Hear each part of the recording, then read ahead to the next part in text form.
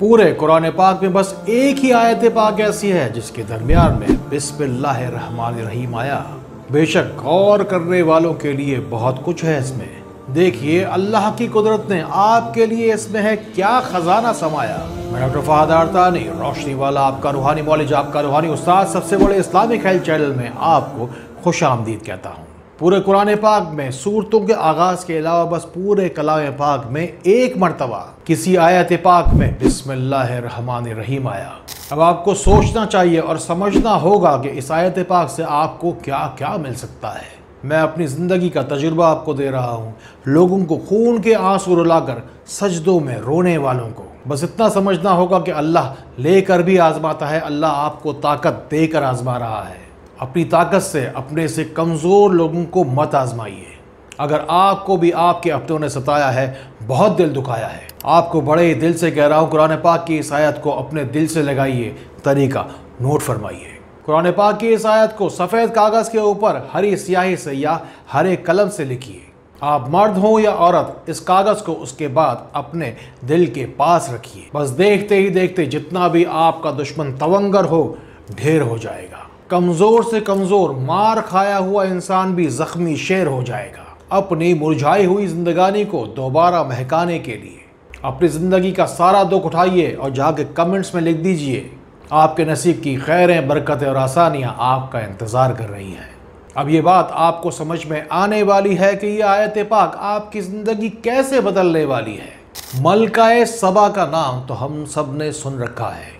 دراصل سبا ایک ملک کا نام تھا جس کی یہ ملکہ تھی۔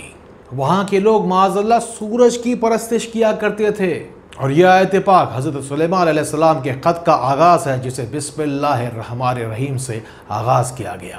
یاد رہے کہ حضرت سلیمان علیہ السلام کا زمانہ آج سے 3000 سال پہلے کا تھا، اور اس خط میں بسم اللہ الرحمن الرحیم لکھا ہوا دیکھ کر ملکہ سبا سمجھ گئی کہ اب اس کے تخت و تاج کے جانے کا وقت قریب ہے۔ اب ہم ملکہ سبا کے تخت کی بات کرتے ہیں، اور آپ بھی دیکھیے کہ دیکھتے ہی دیکھتے پلک جھپکتے کے ساتھ آپ کی نیک خواہشات کیسے پوری ہوتی ہیں۔ سب سے پہلے اس تخت کو لانے کے لیے ایک کوی جنات کو کہا گیا، اور اس نے جواب دیا کہ آپ کی محفل کے برخاست ہوتے ہوتے میں اس تخت کو اٹھا کر یہاں لے کے آ سکتا ہوں۔ اب اس بات کو ذرا غور سے سنیے گا کہ وہاں ایک اور شخص بھی موجود تھا جو کہ کلام الہی جانتا تھا۔ اس شخص نے کہا کہ میں کلام الہی کی مدد سے اس تخت کو آپ کے پلک جھپکنے سے پہلے پہلے یہاں حاضر کر سکتا ہوں۔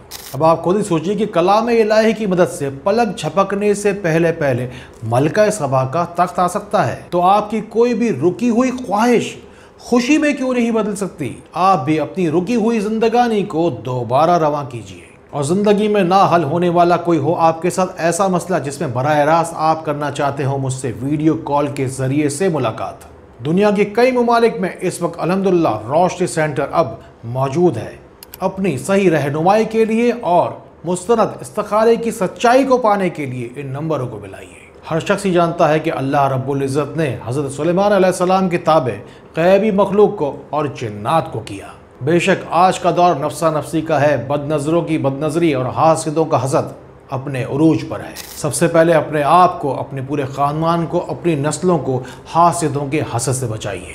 اس آیت پاک کو لکھ کر آپ کو اپنے گھر کے باہر لگانا ہے تاکہ شیاطین اور شیطانی شر آپ کے گھر کے باہر ہی رہے، اندر نہ آئے۔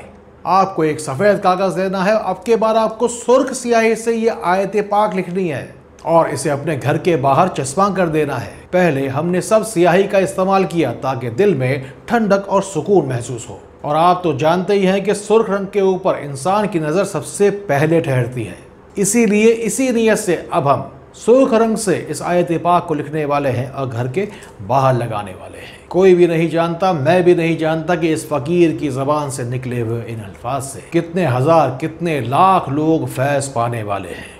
بس ان باتوں کو ان لوگوں تک ضرور پہنچائیے جن کو آپ سے زیادہ ان باتوں کی ضرورت ہے۔ حضرت سلیمان علیہ السلام کون تھے؟ یہ حضرت داؤد علیہ السلام کے بیٹے تھے۔ حضرت سلیمان علیہ السلام ان انبیاء کرام میں شامل ہیں جن کا ذکر قرآن پاک میں جا بجا آیا۔ اللہ رب العزت نے انہیں بے شمار کرامات اور معجزات عطا کیے۔ اللہ رب العزت نے ان کے لیے ہوا کو مسخر کر دیا۔ حضرت سلیمان علیہ السلام کے پاس ایسا ایک قالین تھا جس پر وہ سوار ہوا کرتے تھے اور ہوا میں اڑا کرتے تھے۔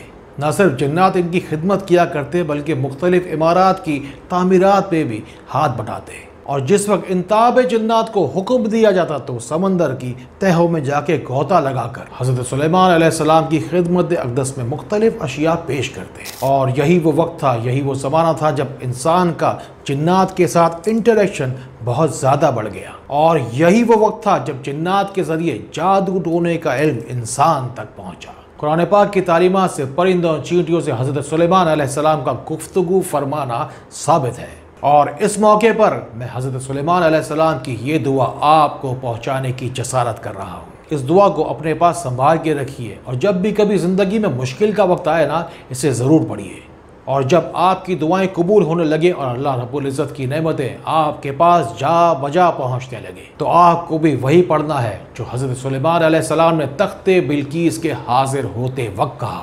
ھذا من فضل ربی، ھذا من فضل ربی، بے شک یہ سب کچھ میرے رب کا فضل ہے۔ آخر میں بس آپ سے ایک بات کہنا چاہتا ہوں کہ اب جب آپ مسجد جائیں نا تو چپلوں کے ساتھ دنیا کو باہر چھوڑ کے آئیے گا۔ دنیا کی چاہت کو دل سے نکالنے کے لیے، اللہ کی چاہت کو دل میں سمانے کے لیے شیئر کا بٹن ضرور دبائیے گا، اور اگر ابھی کے ابھی مجھ سے کوئی سوال کرنا چاہتے ہیں تو فوراً کمنٹس میں چلے آئیے گا، اور اگر ہو زندگی میں کوئی مشکل سوال اور کرنا چاہتے ہو بات مجھ سے روبرو، تو پوری دنیا کے کونے کونے میں موجود ان نمبروں کو ملائیے گا، انشاءاللہ آپ کو روشنی میں تو میں لا کر رہوں گا۔ السلام علیکم ورحمۃ اللہ۔